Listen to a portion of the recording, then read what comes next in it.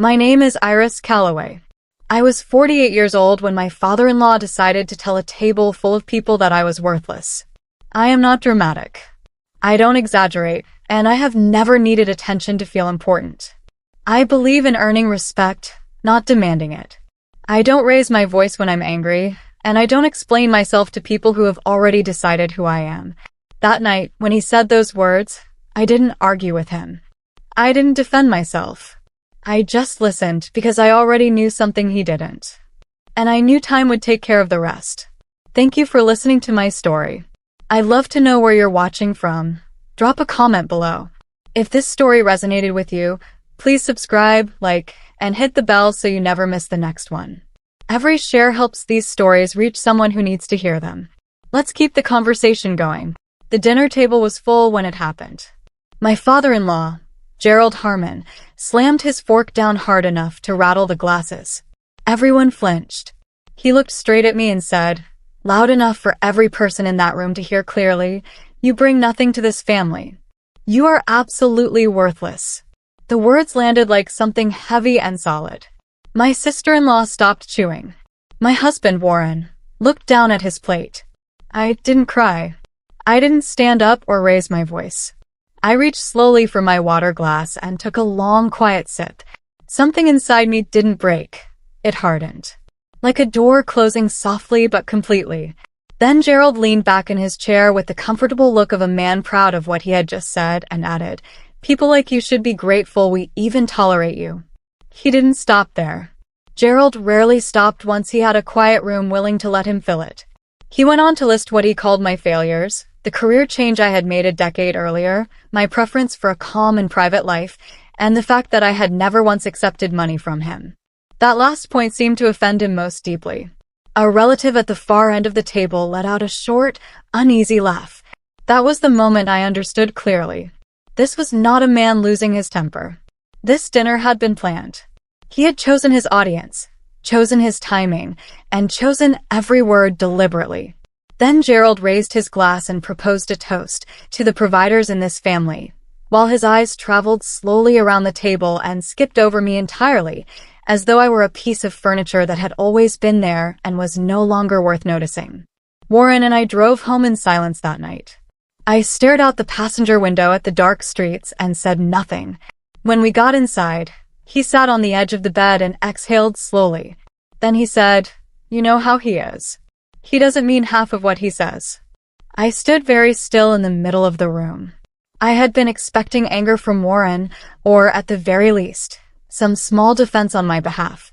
What I got instead was that one tired sentence. And that sentence hurt more than anything Gerald had said at the dinner table. Because it told me exactly where I stood inside that family.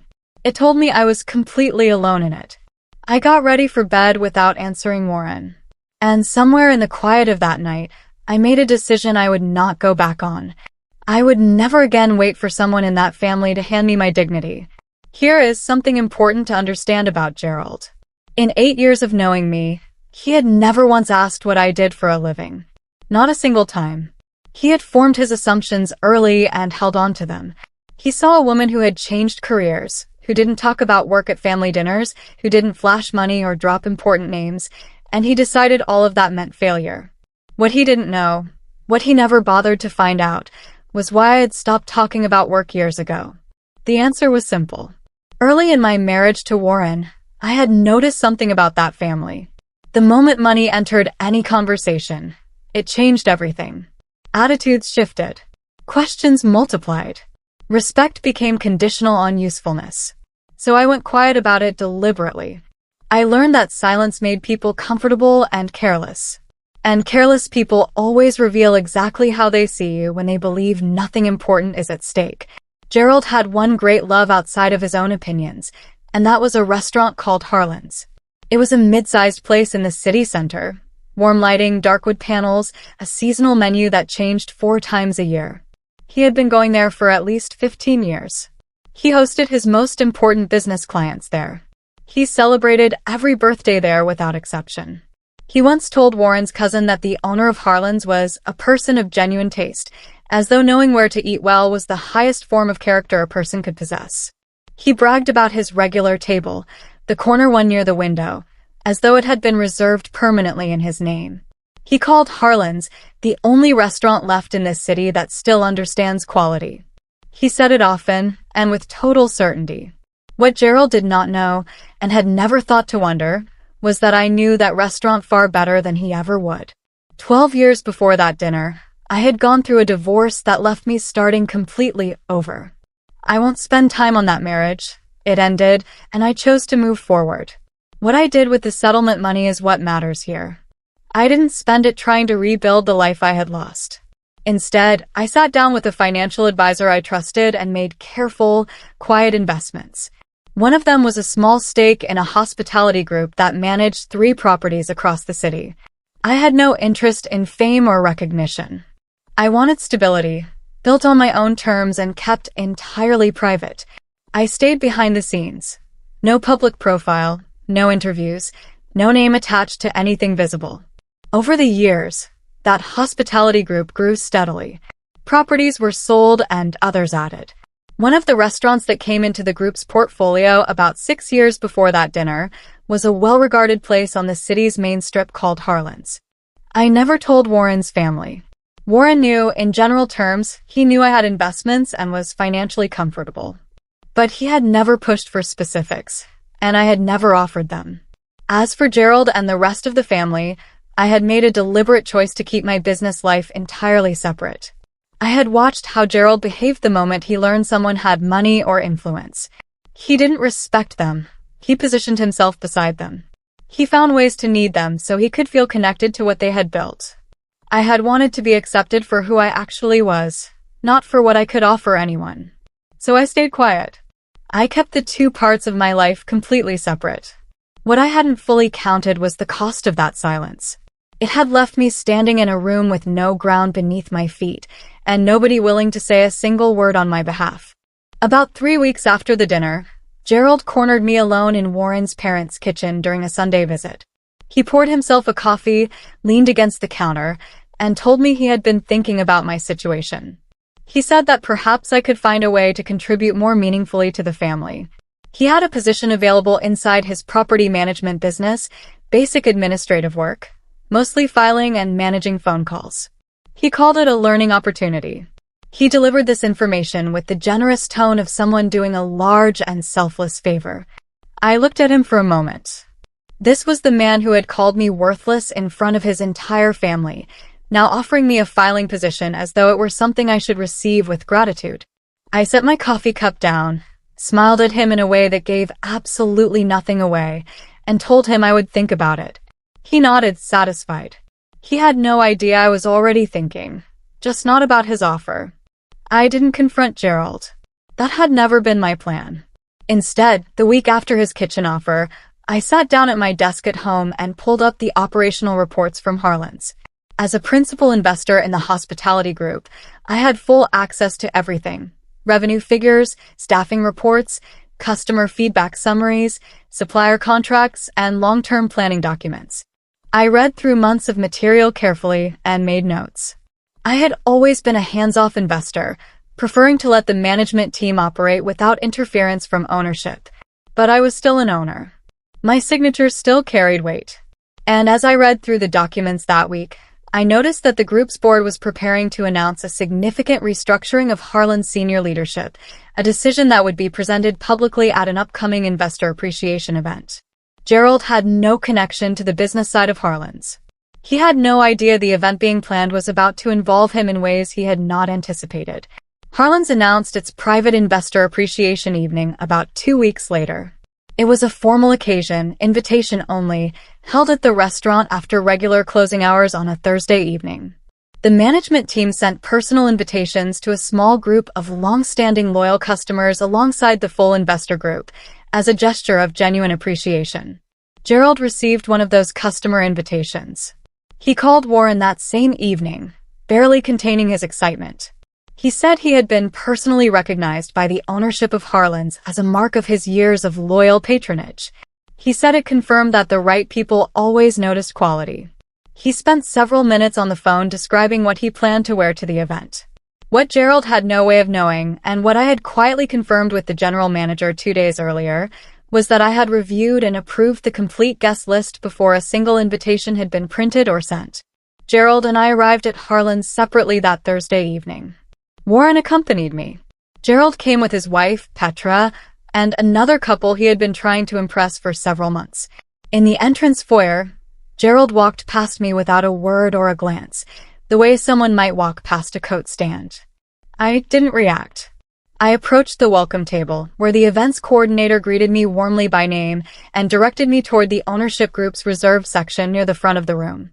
A senior staff member I had met on 2 previous occasions came over, shook my hand firmly, and thanked me personally for making the evening possible. I said it was genuinely my pleasure. From across the room, I became aware of Gerald watching this exchange. The easy, confident expression he had carried since arriving shifted noticeably. His eyes moved from the staff member's face to mine, and then back again. A visible confusion settled across his face. The formal program began around 8 o'clock. The general manager, a composed and articulate woman named Bridget Osei, stood at the front of the room and thanked everyone present for coming. She spoke warmly about the history of Harlan's, the values that had guided it, and the direction it was heading. Then she turned to acknowledge the investor group directly. She thanked the hospitality group's principals for their ongoing commitment to the restaurant's vision and standards. She said that one of those principal owners was present in the room that evening and had played a meaningful and consistent role in the restaurant's direction across several years. She paused. The room went quiet in that particular way rooms do when attention is preparing to land somewhere specific.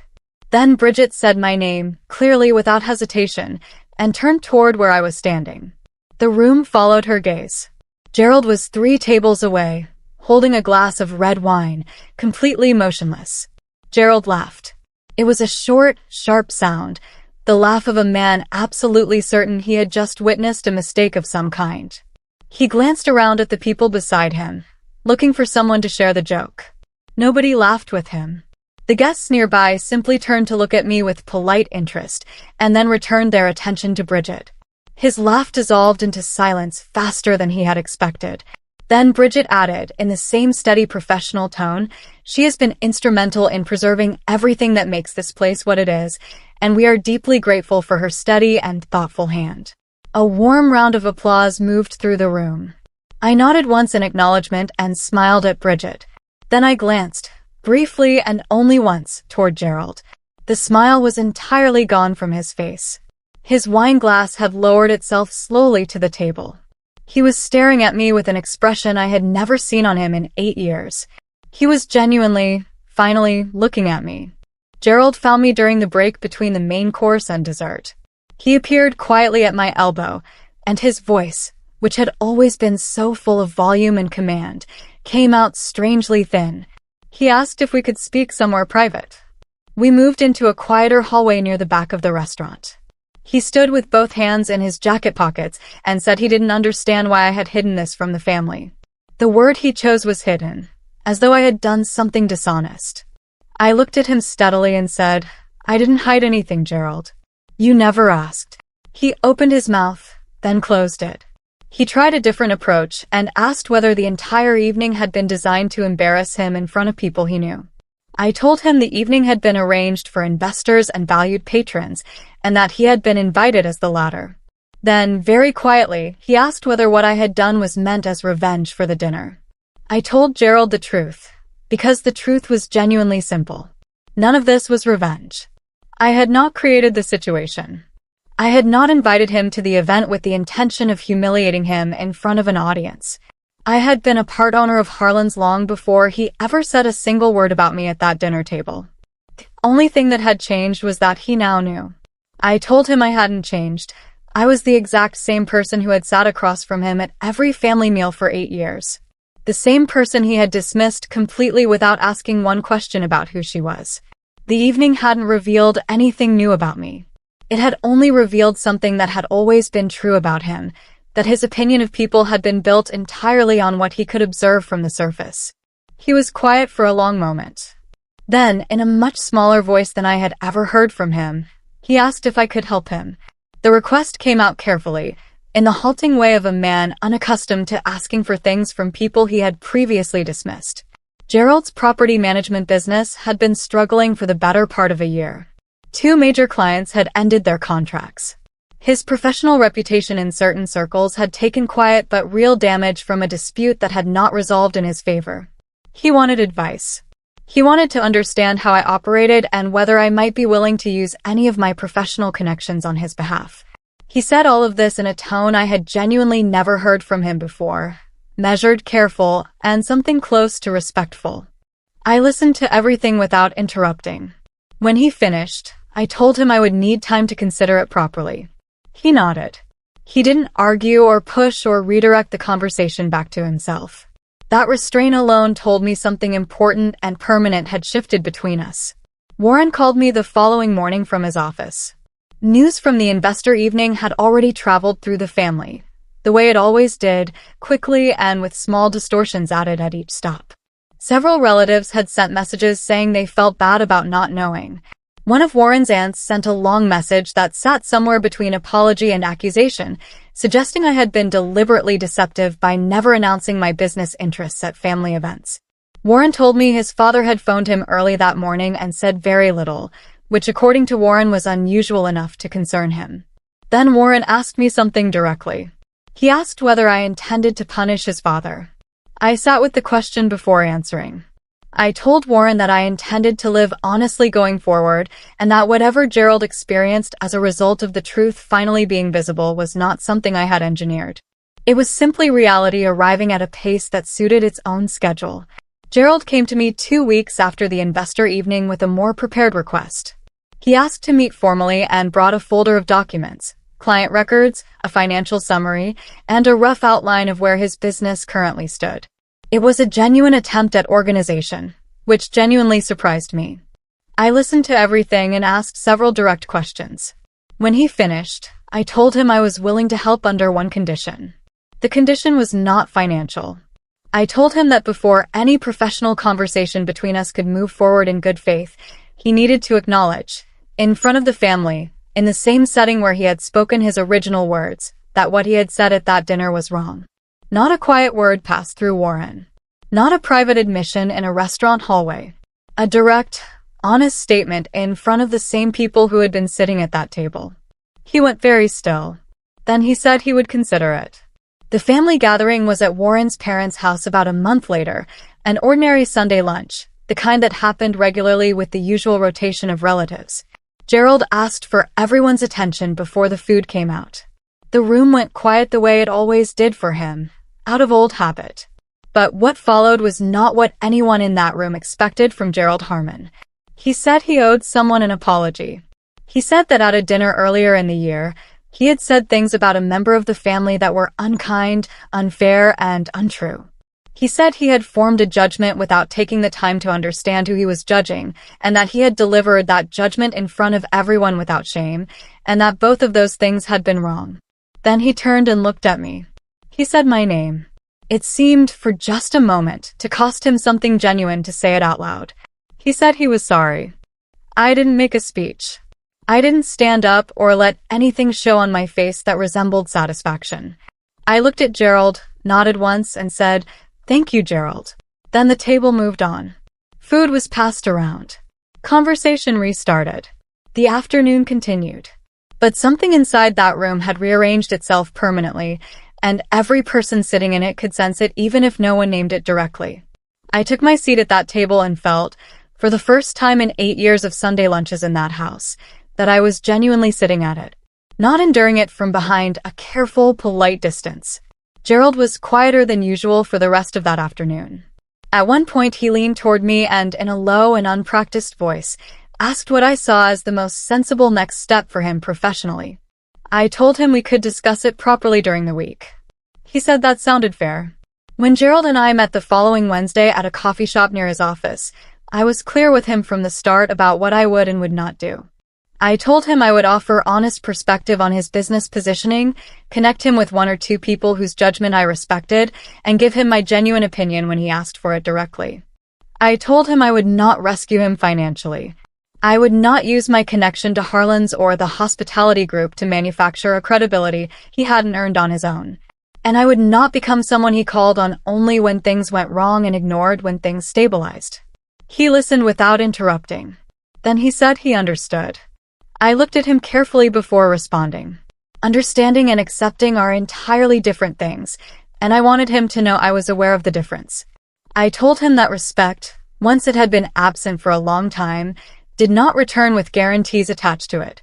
Over the months that followed, I watched Gerald's business begin to find its footing again, slowly, and because of work he did himself, not work I did for him.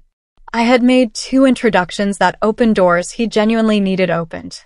Beyond that, whatever improved in his company improved because Gerald began doing something he had apparently not done consistently in his professional life before. He started listening to the people around him. Not to me specifically, but to his staff, his remaining clients, and his advisors. His long-serving office manager told Warren that Gerald had become noticeably different to work alongside, less commanding in the old automatic way, more willing to ask questions and sit with the answers. The dynamic between Gerald and me had changed in a way that neither of us would ever fully undo.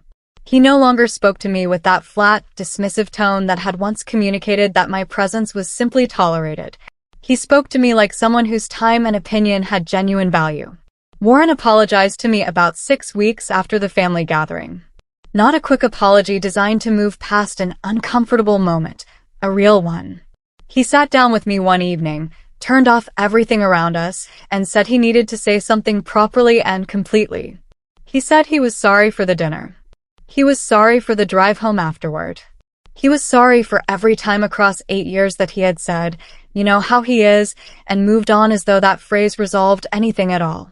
He said he had watched me absorb that family's treatment quietly and had told himself repeatedly that it wasn't serious enough to address head-on, and that he had been wrong about that for a very long time. I listened to all of it without filling the silences for him. Then I told him what I needed him to hear clearly. I told him I was finished making myself smaller so that other people in that house could feel more comfortable. In our marriage, and in every room I entered from that point forward, I intended to take up exactly the space I deserved. About 4 months after the investor evening, Gerald returned to Harlan's for dinner. He came on a quiet Tuesday evening with Petra. No clients to impress, no occasion to mark. Just the 2 of them at a standard table, not the corner one by the window he had always specifically requested. I wasn't there that evening, but Bridget mentioned it to me the following day. She said Gerald had been different from his previous visits, quieter, easier with the staff over small things, less focused on being seen as someone important.